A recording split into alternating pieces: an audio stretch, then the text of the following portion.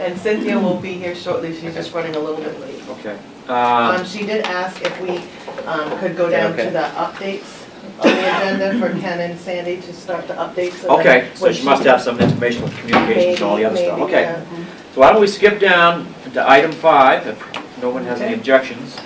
Well, And number A, the New Hampshire Rail Authority, New England Rail Coalition, yeah, Sandy.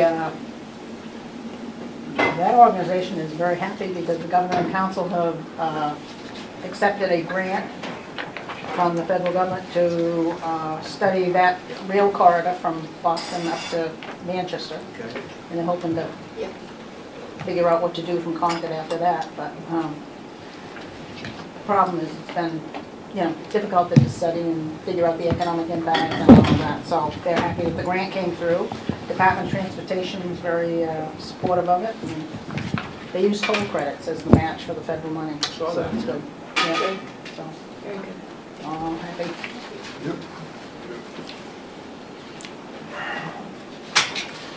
Thank you, Sandy. Next item under updates is New Hampshire ARPC Committee update. Ken? Anything? Well, yeah, I've just passed around, or actually, there's a couple there for Michelle. Yeah. Thank you, Tammy, if you'd like one as well. There actually is a meeting later on today, so this is part of what's going to be on the agenda of that group. Okay. To take a look at what there's about 35 or 40 bills here. These are actual live bills being presented.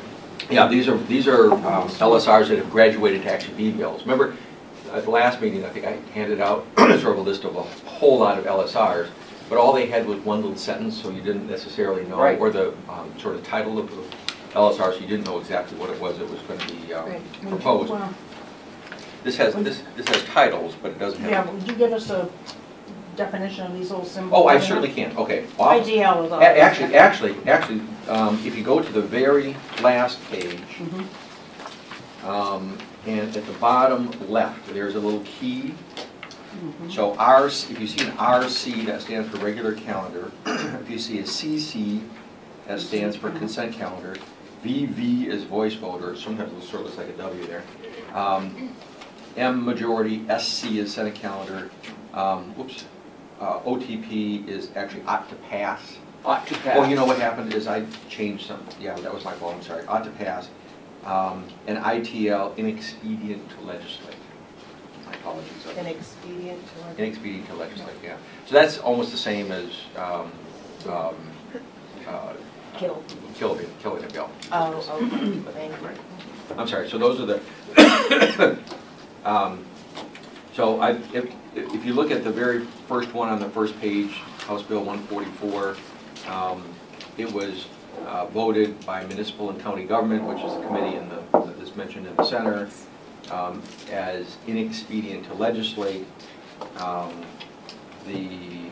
see, the RC would be regular calendar, and I think the vote was 211 to 141 if it would have come up to the full. Did those numbers add up approximately? Close enough, there's always 30 people missing. Yeah. If you go down near the bottom of that first page, there's one that says committee report ought to pass for February 20th, vote 13 to 2. That would be the committee vote. So about 15 people. So that's some of the information. So this is always a dilemma because what ends up happening is stuff. It takes a while. I mean, they're the LSRs, the reports, and then all of a sudden they become bills, and then the legislature obviously has a lot of stuff to deal with, so all of a sudden they start happening really, really fast. And so you'll see some of these that under the position, the second one from the right, virtually all of these were watch, because we didn't know at the point in time when they were LSRs exactly what they were.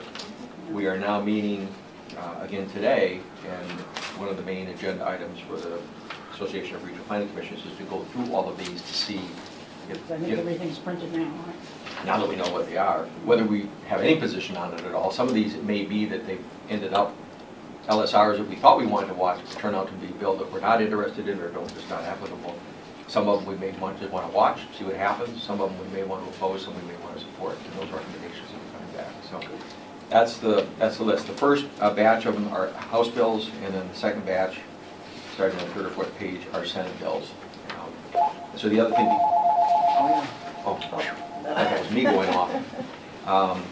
The other thing to keep in mind is that as frustrating as it is to sort of try and keep up with all of this stuff, and to testify and to make sure that the committee that you're dealing with, wherever the bill starts, is knowledgeable about what the issues are. If for whatever reason, because of timing, you miss that, there's always the opportunity when the bills go to the other house, then to be able to talk about that with that particular group. So it's just tricky. There's just stuff that happens fast, and it's hard to keep up with it all. So I guess Now, can you always find out what it was next January when it goes into effect? Yeah, I know. And you know, I mean, that's part of what's so frustrating here is you try to stay ahead of this stuff so you know, and on a local level, I mean, one of the things the council always wants to know when we're looking at new general ordinances is to make sure there's not any unintended consequences. I mean, it can look great in terms of what it's attempting to do, but what does it actually do? Yeah. There's stuff that happens that nobody anticipated, and then it's trying to fix it. What we want to be able to do in terms of our testimony is be able to be thoughtful about those kinds of things and make sure that the legislature is aware of what our concerns are about these kinds of things. But sometimes the speed with which stuff happens, we're just not able to do that because obviously all of us have other responsibilities locally, and we can't be up there every day watching what's going on, which is one of the reasons why the association and the New Hampshire Planners Association, as far as that goes, has a lobbyist so that helps us know what's going on, and that's the person that puts this stuff together, so we have some sense of bills that are out there that may have an impact on things that we're involved with. At any rate, just a quick question. Yes. Are there any presentations on some of these bills as they're going along, so people can better understand them? Including some of the more controversial ones. I mean, the presentations occur at the committees. Yeah, and that's so. Yeah. So you got to be there. Exactly. Sometimes you don't know exactly. I mean, I've been to meetings where you go in with the whole text of the bill, which might be 3 or 4 pages, and the sponsor actually says, and this is the first time anybody's heard it, maybe people know about it, I don't know about it, that they're recommending changes right there, at the testimony. So, you know, you're all ready to talk about something, and all of a sudden, at the presentation, it kind of comes right out from underneath your feet because all of a sudden it's different. But you know, it's just the way that the system works. It's tricky. So many bills. Yeah. I did want to add, Sandy, the second one from the top on the first page, relative to the scope of the New Hampshire Rail Transit Authority, House Bill 162, that was inexpedient to legislate. Yeah, that was to add to this to the Rail Transit Authority the oversight of the freight rail. Okay. Which we think is quite important. I mean, the Commission thinks that's quite important because obviously it'd make a rail anywhere near self-sufficient. You got to have freight and passenger both on the same rail. Right. So we were a little disappointed. Was there a reason? That was not part of it. Was the legislature said that it hadn't been thought through enough, or there were concerns about it? I don't know. I didn't hear the rationale behind it. Okay. I heard that it was because it was dropped in place, so anywhere that the language said passenger, they added in freight, which made it. Okay. Yeah. Which made it what? I mean, that was the whole point of it. That was quite logical to the people who are passenger rail. Oh, well, I think there was a disagreement on some of the leadership of the Rail Transit Authority. Okay. Because the bill is very small on the statutes authorizing it, so it seemed pretty reasonable to actually add just the freight to it. Well, passenger, as we all understand, passenger is dependent upon the capacity. It's the freight system. That's the basis for the passenger, the rail system. Excuse me? Oh, in terms of the infrastructure has to be solid enough and big enough to be able to handle freight, and then passenger sort of is put on because it's already there for freight. Right, and the passenger trains fit. So what's the tail wagging the dog, or the dog wagging the tail? Passenger trains fit around the freight. Well, the problem is you only have one certain width of corridor.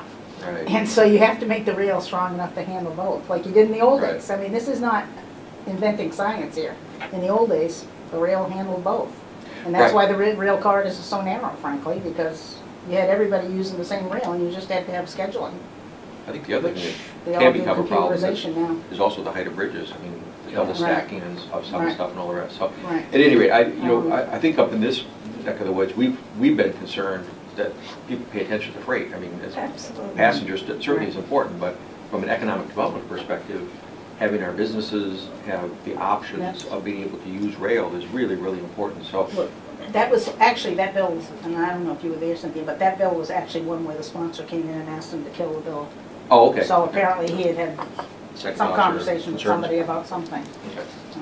But So it's something we want to pay attention to, because I think from a long-term standpoint, the viability of New Hampshire, but this part of New Hampshire in particular, is having a good freight system is really, really important to us. So whether it Well, happens look this at year or some other year, we just have to. Eastern Propane being a prime example. Yeah, yeah. I mean, Give carloads and carloads Yeah. of propane in by rail. Shale model.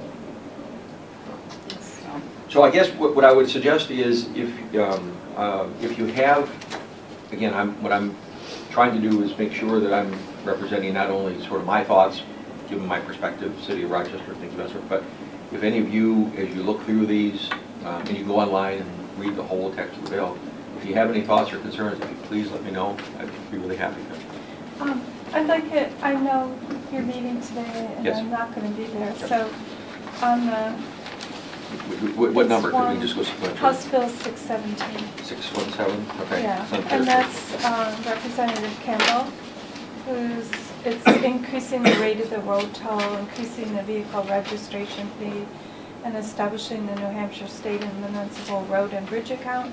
That's next week on Tuesday, the hearing for that, and I'm not going to be here, and if I was here, I would be attending that hearing because that's pretty core to our state revenue issues with finding match for the federal dollars for highway and bridge construction and reconstruction, repaving, etc. So I think I didn't, when I read through the governor's budget speech yesterday, and she said she was open to hearing any reasonable solution. right, So she there- didn't have it in her. No, she didn't have any, how to approach the problem, but she did say that there was problems and that American engineers or some group looked and gave our systems a C- rating, and the infrastructure, the transportation infrastructure is really essential for the economic development in the future. So I think it's something we may want to follow up on, because I think using the toll revenues outside of the toll system may be one of the options that are being considered. And that is of concern in this region because we all pay into the toll system on a daily basis. Most of us, not everyone. If you all look at that on page 4, Which- page just 3, what number is it? 617, the same Oh, one. the same one, okay, yeah. It says increase in the rate of the road toll. That for you, for those of you that don't know, that means gas tax. Yes. Some people Oh. think that's the toll you pay when you go through the gate. It is not. That is the Okay. gas tax. So the looking at the turnpike revenues is because of the underfunding of I-93. So I think there's looking at how to fund that, and so the turnpike tolls may be under consideration. And as you all remember, a couple of years ago, the town of Salem refused to have consideration of a toll on 93. So. Just as a parallel note, I saw yesterday, it came across my desk, a copy of a memorandum that had been put out by New Hampshire DOT that went down to local public works directors and things of that sort, indicating ways in which they were having to cut back in terms of things that they were going to be able to do in terms of maintenance of state infrastructure. So, it is trickling down, and we need to be aware that some of the things that they may not be able to do could eventually have a significant impact on economic viability as far as if we can't move stuff around, it's going to be really a problem. I think the case has been stated really clearly now. Yeah. It's hard, I can't believe that something's not going to come of that. Well, we don't know. So anyway, so all of these, we're going to be going through these, but again, I encourage you, if you have any questions or comments or issues that you want me to bring up to the group, happy to do that, just let me know. And under that same item, Ken, you want to speak about the policies and procedures today, or? Actually, I don't think I brought my copy of that. I don't have a more just the bills there. Yeah, the group, again, remember the confusion between policies and procedures and what all those things were? Yeah. We focused more on the policies piece and not the sort of the first piece that we were dealing with there. I should have brought my whole book along, I didn't. Thank you, Bill. Bill, don't somebody be prepared here. I did send them out. Okay, great. Thanks. What we've ended up doing is focusing on the annual legislative action priorities, not the, on the policies, the general policies, not the individual specific action priorities for each individual year. So we talked about coming back and visiting that issue again, and also making sure that it was clear to everybody the distinction between the two of them. So maybe what I'll do is again, we'll be in the middle of this stuff, I'm sure, at the next meeting, but I'll make myself prepared to talk a little bit more about this. That's all right. Thank you, Bill. Okay, why don't we jump back up to item 1 again? We'll start from that. As soon as Bill pointed out to me, seeing as how we're being televised, it should be a good idea to introduce ourselves. Brian Tapscott, City of Somersworth. Victoria Parmley, Town of Northwood. Ken Ortman, City of Rochester. Cynthia Copeland, Strafford Regional. Sandy Keynes, Rochester. Tammy Butt, SRPC. Bill Connor, Somersworth. And Steve Brown, Wakefield. there you go. And Ed Camo. I'm sorry about that. Yeah. Okay, get that out of the way. Under communications, is there anything under there? Nope, I'm not doing well today. Under the weather. Those are Ed's glasses. I can blame Ed's glasses. Still under 2.5 I'll see what else I can do. I believe I did the same thing at the last commissioners meeting, I believe. Remember that? Yeah. I'm just glad I got here. Okay, draft financial reports for January. It looks essentially the same as the December. On the aging, we're doing quite well. It's pretty much current except for the broadband, where we're having some aging concerns, and I think we've resolved them this week. It was just a matter of had we turned in the reports that needed to be in place, and we thought we turned them in, and it wasn't the right location, that they needed to be on the person's desk instead of up on in the internet on the cloud, which is where we thought we'd been told to put them. So other than that, the aging is, unless you have anything, Tammy, I think we're in great shape. And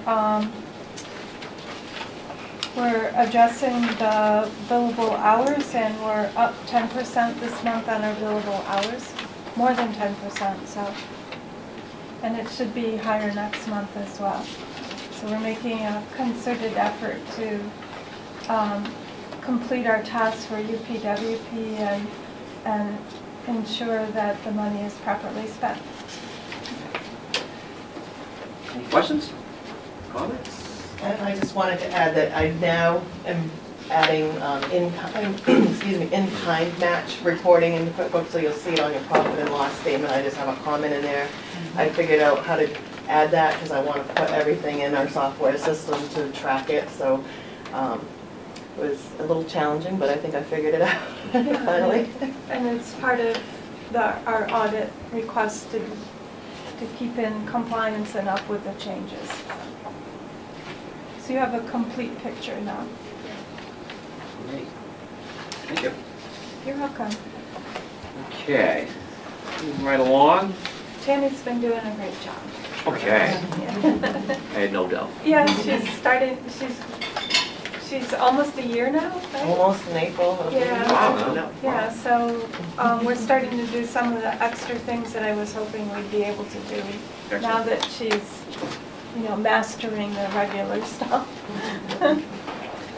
Okay, we'll move on to action items. And first thing is the approval of the minutes of the January 18th, 2013 Executive Committee meeting. I'll move they be approved as presented. Motion by Ken, seconded by Bill? Yep. All in favor, say aye. Aye. Opposed? There we have it. February monthly minor revisions. Yes, we just received these yesterday afternoon. And there were 2 projects in our region. There were no statewide projects this month to consider. So the first one is construct a 4-foot bike shoulders from the southerly limit of a prior project in Newmarket to the Newfields town line. And this was a project proposed by the district engineer back in 2002. It's a safety issue there. The road is quite narrow and it goes up and over the town line. It's pretty much, it goes up and over the railroad bridge. So this would delay construction to 2014 and a funding adjustment increase of $21,000 for inflation. The second project is very similar. It's the Somersworth-Berwick Bridge. That's project 12228, and it's the bridge rehab over the Salmon Falls River.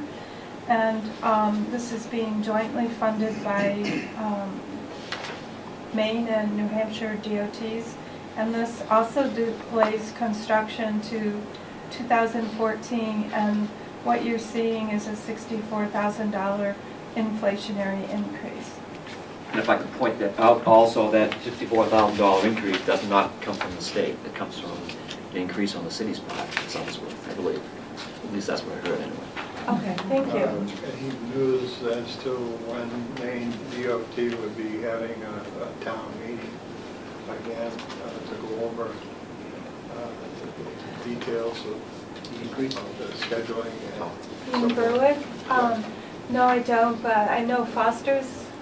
I would be looking in Foster's because they list the town meetings on the other side of just over the border, so.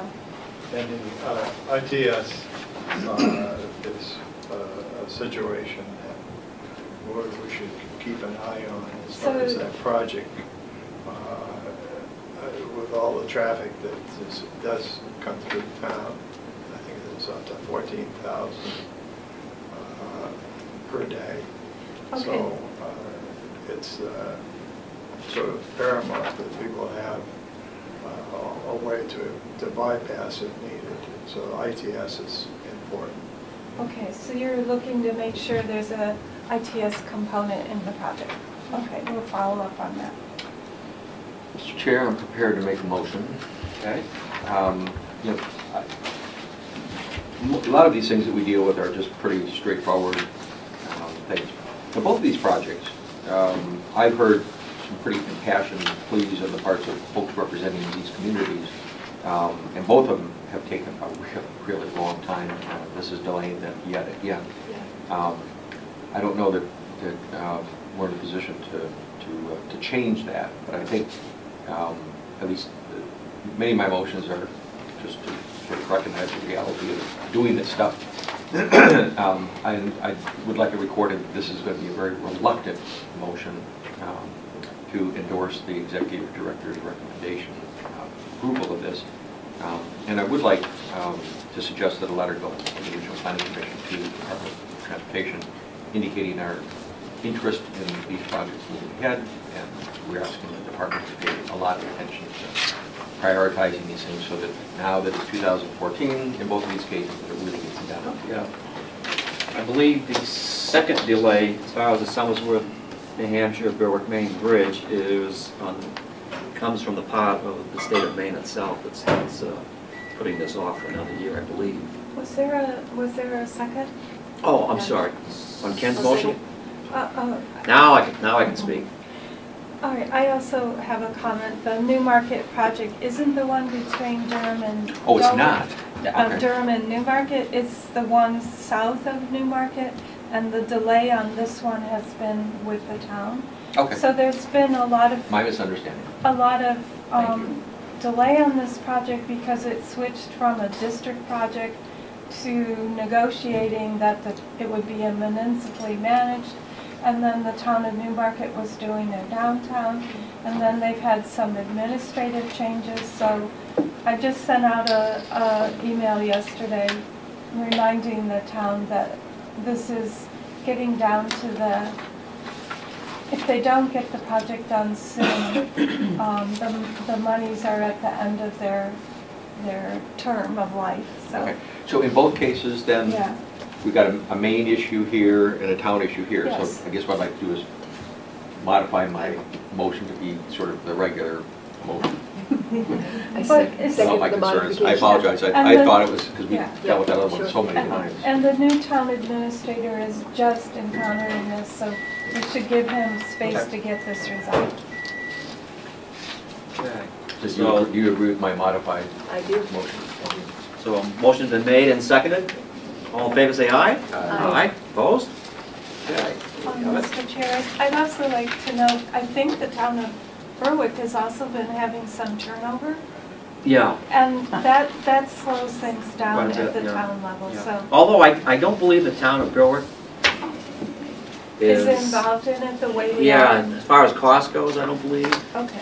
I think there was a concern about new lighting on the new bridge, in which case there was no funding for that, so the city, as well as Berwick's been meeting, I think the town of Berwick has agreed to fund their share of the lighting along the side of the bridge. We'll have to wait and see what happens.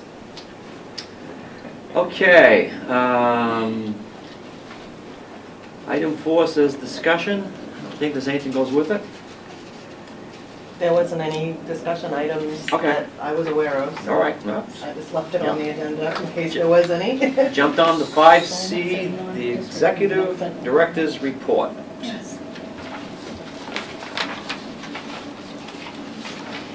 Well, you're going to meet our new planning intern, Wayne Prindle. He started on February 4th. So we had a meeting, so he'll be there today to be introduced at the policy committee. And Maryland's recruiting at the career and intern fair in March for our summer intern. We're probably only going to hire one additional person.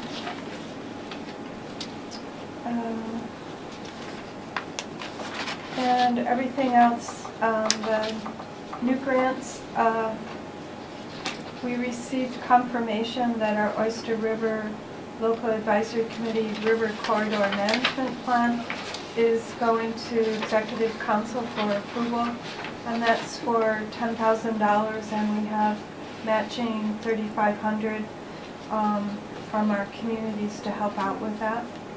We still haven't heard back on our EPA Brownfields Coalition grant. That should be in May. Can I ask about this sequestration,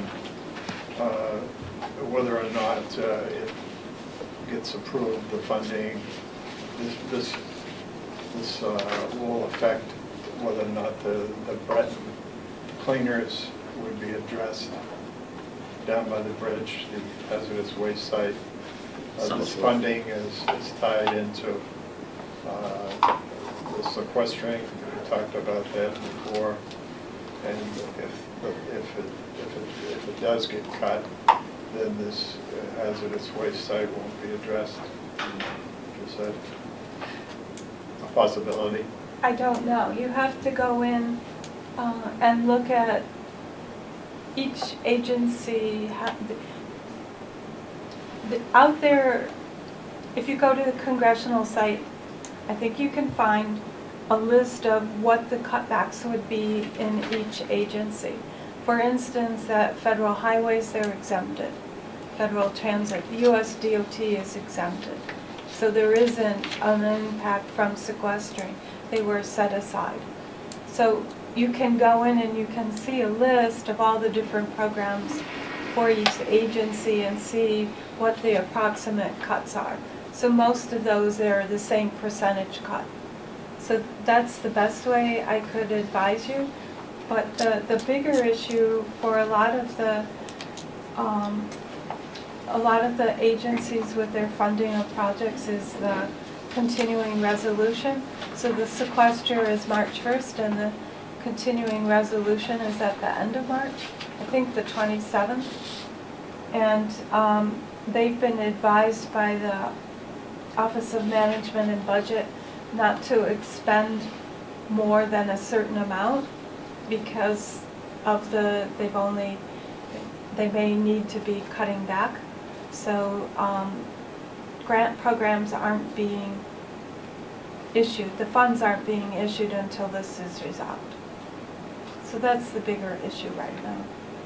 And Summersworth has this transportation enhancement program where we're doing the downtown streets and sidewalks inside. That money is already out. Right. So you don't need to be concerned about that. And so the Breton cleaners couldn't be tied into. Right, Those because funds haven't been approved yet? Yes. The downtown, yes. No, Oh. for the, Right. if Brown, it's yeah. approved, you don't need to you don't worry. need to worry if it's already been approved. If it's approved and it's been signed off, that money is there. And we're waiting for EPA to come back on that. Okay, so, You've yeah, so if, submitted the application. Oh, so it's only submitted. yeah, so if you've submitted an application and you heard that you would be awarded and it is with fiscal year, we're in 13, right? Federal fiscal year 13, there's constraints on how much they can spend down. So you still could be affected. So you could still be affected, and you're not the only one in our region that's in that zone right now. We have several grants that have been approved, selected, but they are in federal fiscal year 13 funding, so resolution of the sequester and the continuing resolution is holding up signing off and issuing the funds for these. And our ranking was high as far Yeah. as application. Oh, you're talking about Summersworth for the Yes. Breton.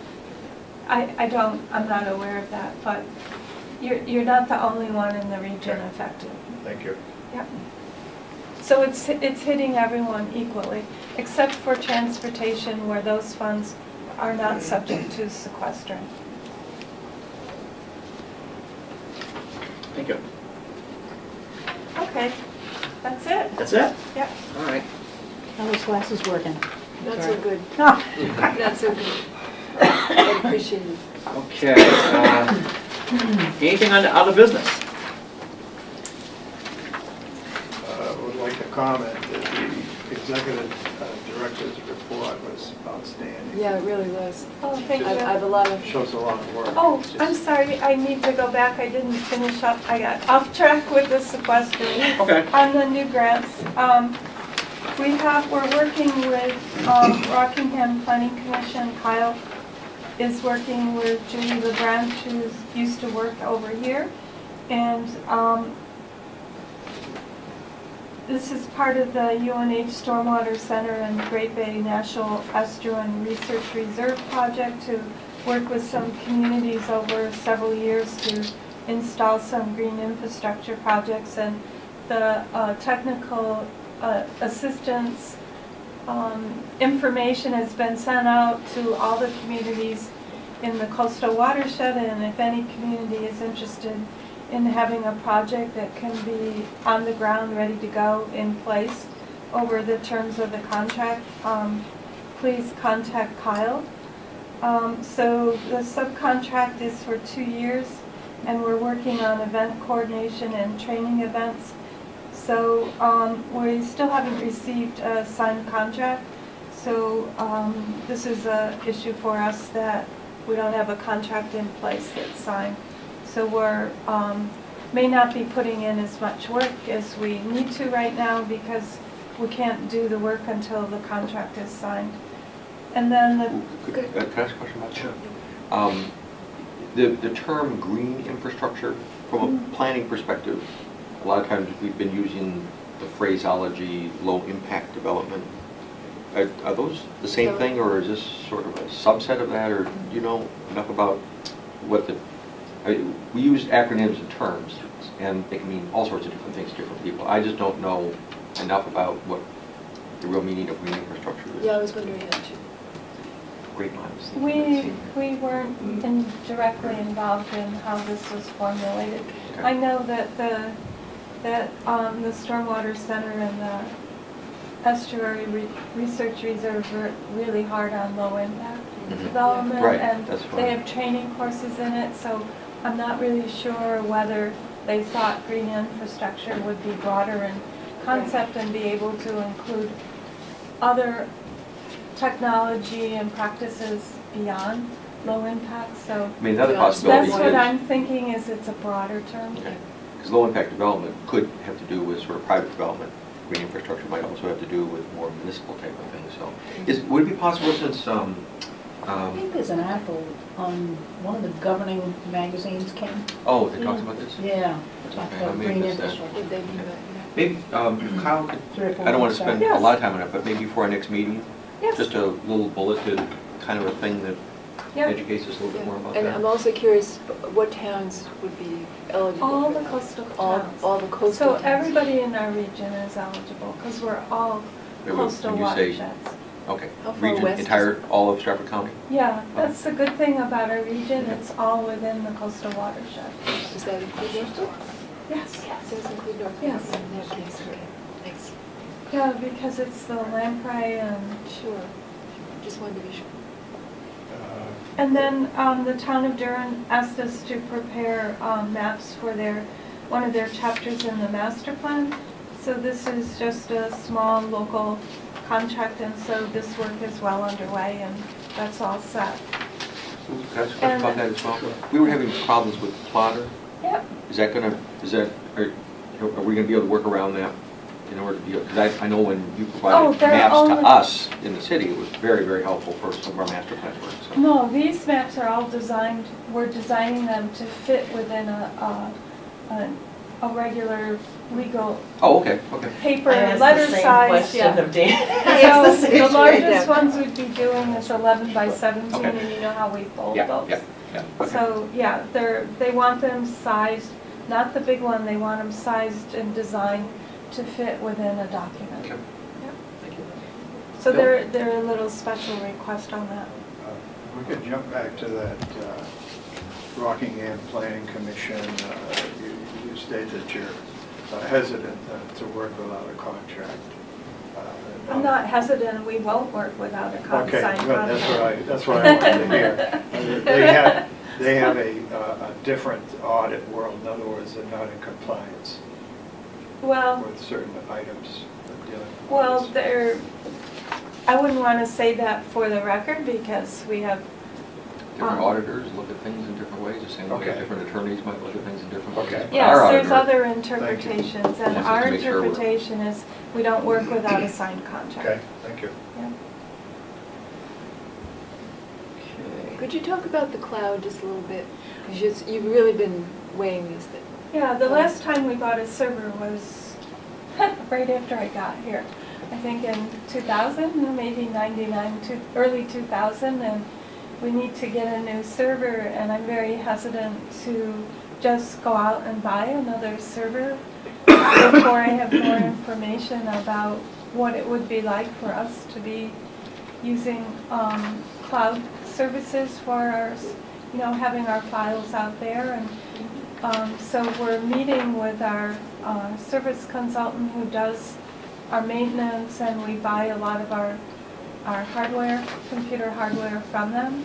We have a competitive bid, but they're pretty much are the lowest. And a lot of the other local governments also use this service consultant.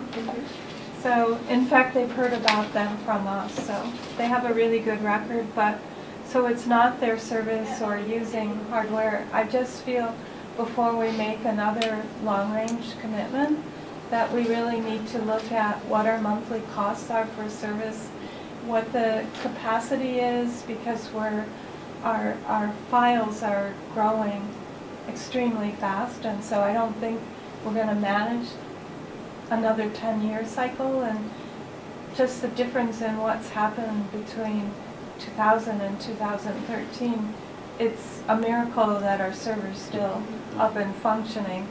So I just thought we should look at some other options first and have a discussion about it before we move into that.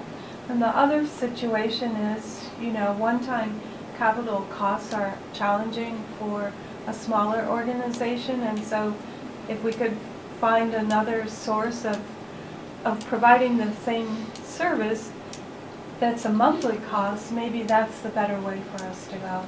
So I'd like to have a more considered discussion and thoughts on that. So that's where I am on that. I'm not so sure staff is with me on that, but I'm looking ahead. It's 10 years.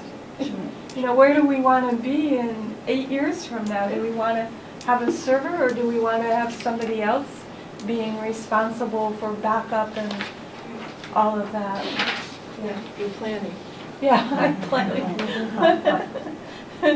And the technology changes so fast, and we're just using more and more. And we're trying to go digital with all of our data, and you know, I keep hearing that our maps and our photos take up a lot, but a lot of the digital stuff incorporates photos and maps. So it's like, well, do I really want us to be the responsible party for increasing the capacity, or do I want someone else to have that as their worry? I mean, I'd be happy if someone has any ideas or thoughts. I'd really like to hear. So. The other regional planning commissions are having similar problems with their servers. I don't know. Talking about a regionalization of servers statewide. I know that Rockingham has, Dan had told me they had three servers, and to me that's an issue because you can hear that server right now, and in the summer we have cooling issues. We've always had cooling issues. We had cooling issues in our Dover office and the county courthouse, and here and where I worked before, there was a server room, you know, that was cooled to the you know, the prime situation you want for your servers, because they need it cooler. And so to me, this is the location we have for a server, and it's small, and I'm sure it would heat up in the summer with more than one, and so that concerns me. So I'm not really sure that's a viable option. And so I am meeting with our service consultant, and I want to talk out all these different things, like segmenting our server capacities with multiple ones, looking at replacing it with a very large one, and then asking them about going on cloud computing, which cuts into their business, but you know, we still have our hardware functions here.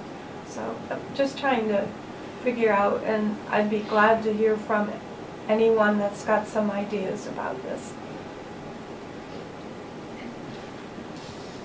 If I could, under other business, so I could comment, I think we've all read it a few days ago in the Foster, the EPA is going to mandate, not to what extent, but mandate all the communities that don't have a stormwater runoff system to take care of the stormwater runoff. I don't know how that's going to affect the different communities and the cost, but did you have any handle on? It's all new to you too, I assume, because. Well, I think I sent out did I send to you the article about what's happening that have been in the papers lately about the cost impacts to the different towns? Like New Markets is going, if they pass their. We may be talking about two different things. Okay. Right? You're talking about stormwater. Yes. And I think you're talking about sewer. I'm sorry. Sewer. Yeah, so A few days ago, it was in the Foster. Yes, so we have the MS4 communities for stormwater, and we actually have several new communities in our region. So Lee and Madbury and Newmarket have all become MS4 communities. What does MS4 mean? I mean, it's a category that means Yeah. something. Is it worse than MS1? In other words, mean, does it get yeah. worse? Or better? I don't know. I have. It's a new category you're in. Yes. So there are different rules and regulations that apply to that Yes. different category? Yes. Okay. So the town of Newmarket asked us to work with them on the first steps of what they need to do to be in compliance with this. And the first part has to do with education. So we'll be working with them to educate business owners and property owners about what they can do at their own individual and corporate level to help with the stormwater. So, and then it goes into looking at, I think you've done it, I know Dover has the illicit discharges. So somebody's going directly into the stormwater system with septic. I know they've done a lot of work on that. Yeah, I think that's like several decades ago that work started, so. I know several decades ago, the city of Somersworth received federal funding to separate the stormwater runoff from the sewage. Yeah. And, I'm not really Right, sure. so is there some follow-up on that? That's what I couldn't get. the well, now they connection want you, between- according to the EPA's latest, To treat it? to treat it now. Okay. So, And and I don't, That means no some one of knows those to what things- extent or how it's gonna be I done. don't think it means a or- plant, right? It means finding. Well, I don't think we know yet. No, we I mean, don't. And part of the discussion, if you look at sort of the whole coast of Maine. It's part of the Clean Water Act. Well, it probably, but the other thing is, if you think about sort of how things have evolved, if I buy a property that uses city water, then it's not surprising to me that I get a water bill based on how much water I use. And if I'm using the sewer system, it's usually they don't meter sewer, but they usually base it on how much How much water water you you use. use, yeah. So it's not surprising that municipal service we're paying for in a relationship to how much we use. It is, but if you think about stormwater, it's still taking care of the water that comes down and doesn't go into the ground is still a municipal function, a city function. But we don't assign it's paid for by the general taxpayer. So if you have a business that is putting a huge amount of water into a stormwater system, then the From a general, parking lot. like a big parking lot, then the general taxpayer is really paying for that. And I suppose you can make arguments either way. But one of the things that has been talked about, in fact, Dover did some research into this, I think about a year, maybe 2 years ago, and there's been a lot of discussion about this in Maine in particular, is whether or not the model of water and sewer might be appropriate for stormwater. And the interesting thing there is, with water, I can make a decision. If I want to conserve water, I use less water, I pay less money. I've got control over that. And with some of the new technology now, in terms of pervious pavement, rain gardens, and how you handle runoff, individual property owners and businesses would have the ability, again, to make a conscious decision. Yeah. I either want to invest some money here and not have to pay into a stormwater system, or get. So it's an issue that has become more and more because of the kind of runoff, and my sense is it's not only related to quality of the runoff, which has to do with treatment issues, but also the extent to which it can it has a capacity issue. Because the more impervious surface we have, the faster the water runs into the existing rivers and streams, the more likely we are to have flooding events and all of that kind of stuff. So it's a struggle though, because we've operated in one way for such a long time, and I'm wondering if maybe the discussion might have to rise to a different level to see how we can handle all of that. Already in many communities, we've been encouraging developers to look at ways in which they can do this low impact development that I referred to earlier, to minimize impacts in a variety of ways, one of which is the stormwater runoff, because it is costly. I mean, you think of the vacuum trucks that have to go and suck off the sand and all that kind of stuff, and clogs and digging up, and then if it discharges, do you have to have a certain kind of a system that helps filter out stuff? It's not inexpensive to the general taxpayer. So. It's going to be an interesting result, I guess. It's Yeah. further down the road, I guess. But I think it's coming quickly. It's so. coming very soon, and so because we're going to be working with Newmarket, and that's starting in July, Kyle and I have discussed that all the meetings that are going to be held in the region, there's a stormwater group that meets regularly. He's now going to be attending these because, you know, I'm not really sure what Lee and Madbury are going to be doing, but, you know, it'll have to be addressed, and we'd like to be there to understand for towns like Lee and Madbury, which are very different than Rochester, Somersworth, and Dover. What is it that they'll be doing?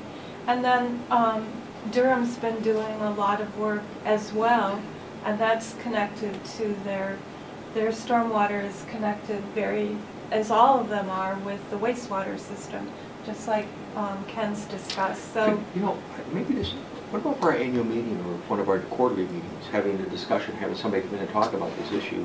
well, the Greenland, in the town of Greenland, the Target and Lowe's, I've seen presentations on that, and it's absolutely fascinating what they did with all the different types of low-impact technologies and rain gardens and underground systems that you see that are processing, you know, monitoring the flow and trapping different types of sediments.